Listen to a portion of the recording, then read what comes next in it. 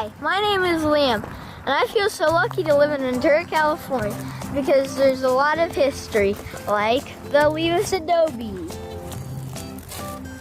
Olivas Adobe was built by Raimondo Olivas in 1841 and is located on the north bank of the Santa Clara River, about a mile upstream from the ocean, and is registered as a California landmark, number 115. There are many things about the Olivas Adobe that make it unique. One being that it's 2 stories, and the other that it was considered the most rich and impressive of all the houses in the Santa Clara Valley. It is pretty cool to see how they made it. Do you see these hinges? All the ironwork was done on site by a local blacksmith. The glass was pretty fancy because it was handmade, and they would actually open up. And the building itself was constructed from materials native to our local area.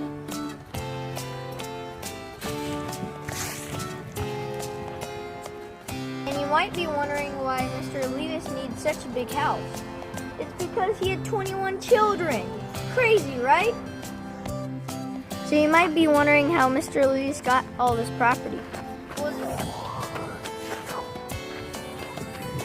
It was actually given to him by the Mexican governor, Juan Batista, for serving in the army. Yeah.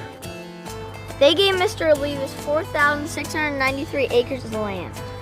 Wow, could you imagine having that much land?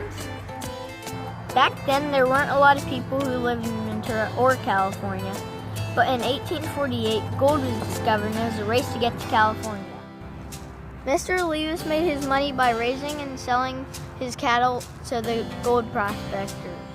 I guess you could say Mr. Olivas' gold ate grass and said, "Moo!" Times were good and they threw lots of parties, but in 1860 they had a big drought that killed all their cows. Kind of like the drought we have today. A short time later, Mr. Olivas' youngest daughter brought his partner's half and started to raise sheep because sheep do better in droughts. But times didn't get much better for the Olivases, and they decided to sell their property to Max Fleshman in 1927. Max Fleshman made his money by selling bread yeast, and then he used his money to restore the house. Then he turned it into a hunting lodge. Years later, he donated his property to the city of Ventura, and then it became a state landmark.